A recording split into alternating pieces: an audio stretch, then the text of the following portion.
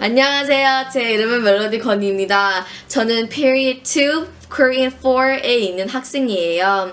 오늘은 CPR 프로젝트로 된장찌개를 만들 겁니다. 잘 봐주세요. The ingredients we will be needing today for this recipe will be large dried anchovies, garlic, green onion, tofu, onions, jalapenos or peppers, Korean radish, zucchini, potatoes, mushrooms, soybean paste, and water. The first step is to make sure that all of your vegetables are cleaned and ready to use. I like to pour a little bit of baking soda or powder to enhance the cleanliness of the vegetables.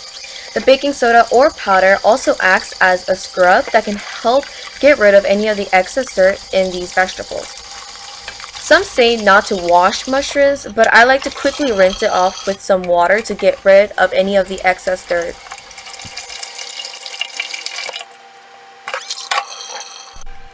The next step is to cut the vegetables. First, you want to make sure you cut both ends of the vegetable and then also cut away any of the parts of the vegetable that may have gone bad. For this recipe, you want to make sure your zucchini or your Korean squash are cut into small cubes. Once you finish this, then transfer them into a smaller bowl.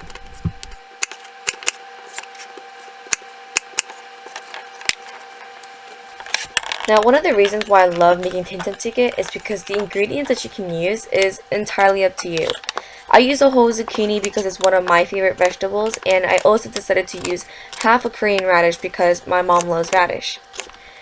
Do the same thing with the radish as you did with the zucchini and cut them into small cubes and also transfer them into a small bowl. So next is to cut the onions. So when it comes to cutting onions, my eyes cannot handle them whatsoever, and so to prevent my eyes from tearing up a lot, I like to use a pair of goggles. I know you might look a little foolish, but it really does work. So one efficient way to actually peel an onion is to cut it in half and then peel the onion skin. So the way that I did it in the video is actually quite dangerous and I don't really recommend it. If you only want to use half an onion, you can store the other with the skin on to help preserve the freshness. And also, similarly to the squash and radish, cut the onion into cubes and then put them into a small bowl. I just went ahead and simply cut my mushrooms in half, and I used different mushrooms because I did not have the traditional long white enoki mushrooms. Also, for the green onions, I just went ahead and just minced them into smaller pieces and put them aside into a small bowl.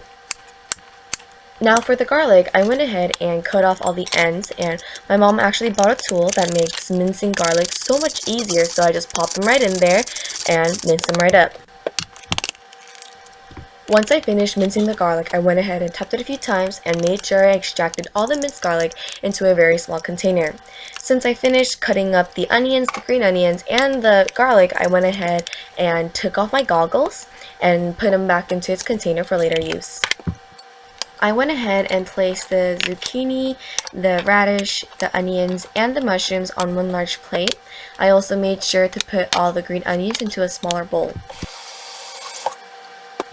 I personally don't mind what type of potatoes I use for my 된장찌개, but for today, I used a small red potato. I went ahead and just simply peeled it, and then I cut it into small cubes, and then transferred them onto the large plate.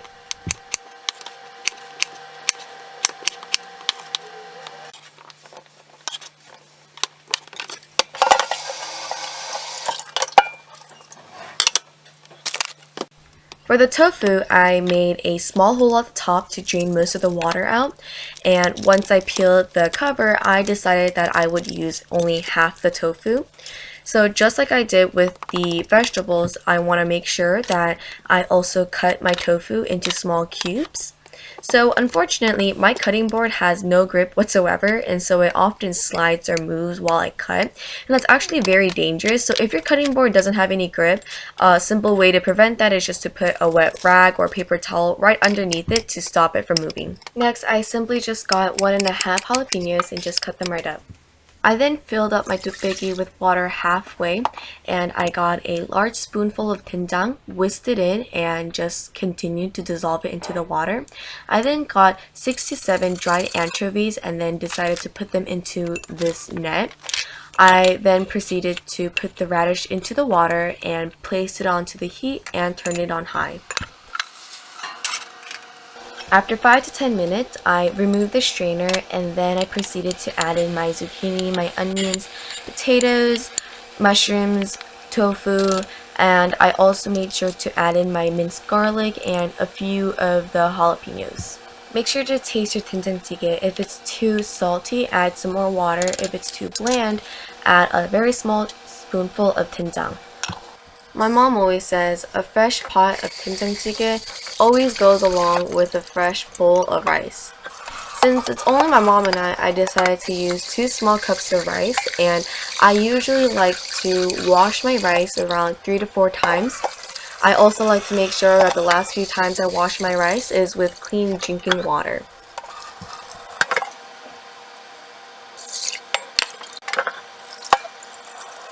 When it comes to measuring the amount of water you use for your rice, I personally like to measure it manually by using the common knuckle method, which is where you add the water until it covers near your knuckles when your hand is flat on the rice.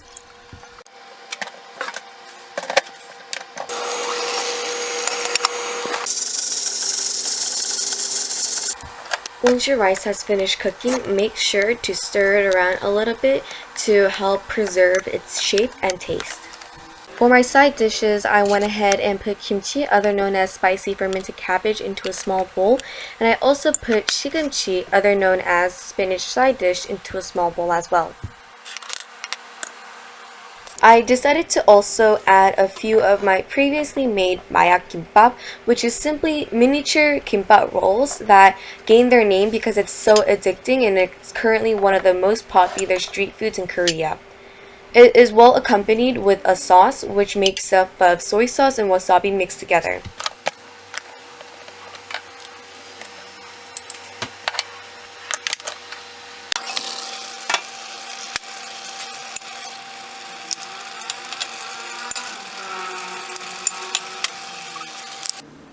먹어보세요.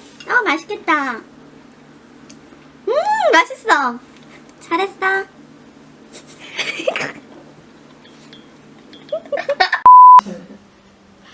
여러분 잘 보셨나요? 제가 쉽게 만들 수 있는 맛있는 된장찌개를 요리했습니다. 여러분도 한번 만들어 보세요. 잘 봐주셔서 감사합니다.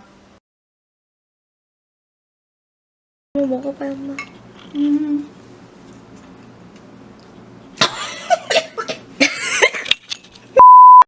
웃겨.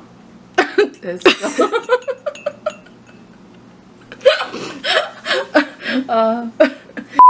자, 큐해. 잠깐만.